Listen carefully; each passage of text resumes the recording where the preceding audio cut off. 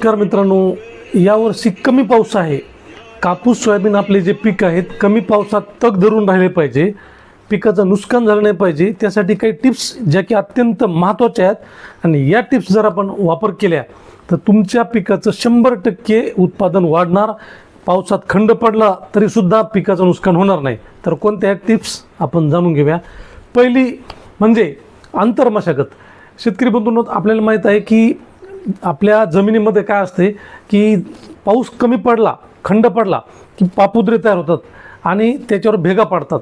भेगा पडल्यामुळे जमिनीमध्ये जे काही ओल आहे ही ओल अशी उडून जाते त्या भेगाच्या माध्यमातून. म्हणून आपल्याला कोळपणी, खुरपणी या काही आंतरमशागतीच्या पद्धती केल्या तर जमिनीतली ओल ही उडून जात नाही. दुसरी गोष्ट, तण नियंत्रण.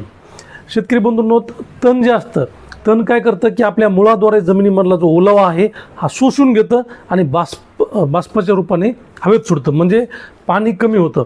म्हणून तण नियंत्रण हे अत्यंत महत्त्वाचं आहे. तिसरी महत्त्वाची गोष्ट म्हणजे आच्छादन. शेतकरी बंधूंनो, आपल्याला माहीत आहे की पावसाचा खंड पडला की ऊन वाढतं आणि ऊन वाढल्यानंतर मग जमिनीवरला आपला जो ओलावा आहे उडून जातो. म्हणून जे काही सेंद्रिय पदार्थ, पालापाचोळा आपल्या पिकाच्या अवतीभोवती जर आपण ठेवला तर त्याचा एक आच्छादन म्हणून उपयोग होतो आणि आपल्या जमिनीतली ओल कायम राहते. दुसरी महत्त्वाची गोष्ट म्हणजे फवारणी. शेतकरी बंधूंनो, पिकाला ताण सहन करण्याची शक्ती मिळाली पाहिजे. पावसाचा 15 दिवस 20 दिवस जेव्हा खंड पडतो तेव्हा आपण पोटॅशियम नायट्रेट किंवा हे आपण 13-0-45 वगैरे जे म्हणतो, या ज्या विद्राव्य खते आहेत हे जर आपण फवारणी केले तर पिकाला ताण सहन करण्याची शक्ती मिळते.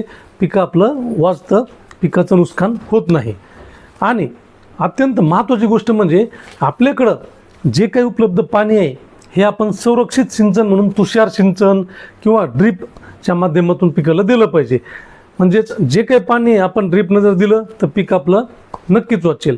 आणि एक सगळ्यात अजून महत्त्वाची गोष्ट म्हणजे अनावश्यक खताचा वापर. आपण जेव्हा जमिनीमध्ये रासायनिक खतं जास्त टाकतो तेव्हा पिकाला ते खत शोषून घ्यायला, डायजेस्ट करायला जास्त ताकद लागते. त्यामुळं ताण बसतो पिकावर. त्यामुळं कमी जेव्हा पाऊस असतो तेव्हा रासायनिक खतेसुद्धा कमी टाकायला हवीत. तर या ज्या काही गोष्टी आहेत या गोष्टीचा जर आपण अवलंब केला तर नक्कीच आपलं पीक वाचू शकतं. अल निनोचा जो इफेक्ट आहे कमी पावसाचा, यामध्ये सुद्धा आपलं नुकसान होणार नाही.